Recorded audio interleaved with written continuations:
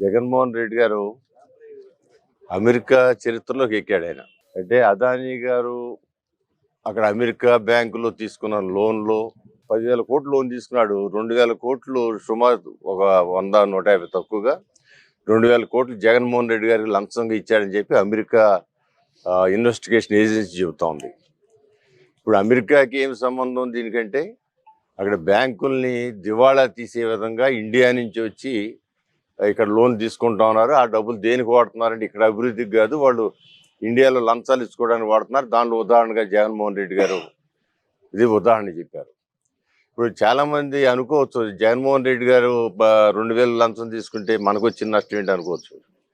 ఇవాళ మనకి 2,00,000 కోట్ల రూపాయల భారం ప్రజల మీద పడింది. ఇక్కడ మనం అర్థం చేసుకోవాల్సింది ఏంటంటే, ప్రజల మీద ఆయన 2,000 కోట్లకి కకృతి పడితే జగన్మోహన్ రెడ్డి గారు 2,00,000 కోట్లు ప్రజల మీద భారం పడింది. అవి ఎవరు తీరుస్తారు? ప్రజలే తీర్చాలి. ఆ తిన్నదాని బదులు మనం 2,00,000 కోట్ల రూపాయల అదనపు భారం మన ఆంధ్ర రాష్ట్ర ప్రజల మీద పడింది. దానివల్ల ప్రజలు అనేకమైన ఇబ్బందులు పడుతూ ఉన్నారు. పేదవాళ్ళు ఇంకా పేదవాళ్ళు అవుతున్నారు, hire class people middle class అవుతున్నాడు, మిడిల్ క్లాస్ పేదవాళ్ళు అయిపోతున్నారు. సో ఇలాంటివి ప్రతి ఒక్కరు కూడా ఆలోచన చేసి మన చుట్టూ జరుగుతున్న పరిస్థితులు ఏంటి, ఎవరు ఏ తప్పు చేసినా దాని పరిణామాలు పర్యవసనాలు ప్రజల మీద సామాన్యుల మీద పడతాయి. అందువల్ల ఇలాంటివి కూడా మనం అవగాహన చేసుకోవాల్సిన అవసరం ఉంది.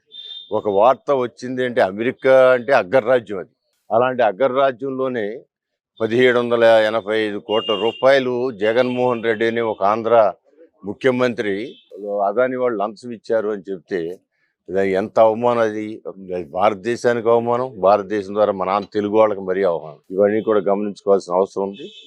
ఇవాళ ఈ రోడ్లు నిర్మాణాలు ఇవన్నీ కూడా ఎంతో ఇబ్బందులు పడి ఉన్న ఆర్థిక పరిస్థితులు, అనేకమైన ఇబ్బందులు, సంక్షేమ కార్యక్రమాలు, అభివృద్ధి కార్యక్రమాలు వీటన్నిటి సమన్వయం చేసుకుంటా ముందుకు వెళ్తూ నారా చంద్రబాబు నాయుడు గారు పడుతున్న తపన కూడా మనం అర్థం చేసుకోవాలి.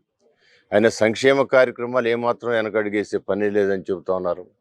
దాంతోపాటు అభివృద్ధి కూడా గత 5 ఏళ్లలో అభివృద్ధి అనేది లేకుండా కేవలం ఆ 4-5 సంక్షేమ కార్యక్రమాలు ఇచ్చి అదే నేను బ్రహ్మాండంగా చేశానని చెప్పి ఆయన చెప్పుకోవడానికి ప్రయత్నం చేశాడు. కానీ ప్రజలు దానికి సమాధానం చెప్పారు. కనీసం డిపాజిట్లు కూడా ఇవ్వనట్టుగా కేవలం 11 సీట్లు పరిమితి చేసి మిగతా గెలిచిన వాళ్ళు ఓడిపోయిన చాటల్లా కూడా 50,000తోనూ 70,000తోనూ 90,000తోనూ ఓడిపోయారు. గతంలో ఎప్పుడు కూడా లేదు ఇన్ని వేల మెజార్టీలు రావటం. అది జగన్మోహన్ రెడ్డి గారి వలన అంత మెజార్టీలతో వాళ్ళు ఓడిపోవటం జరిగింది. అందువల్ల మనం పబ్లిక్ ఏది జరిగినా చుట్టూ ఎవరు ఏ నాయకుడు తప్పు చేసినా కూడా అది శిక్ష మనకే పడుద్ది అనే భావంతో ఒకసారి ఆలోచించమని మీ ద్వారా కోరుతా ఉన్నాను.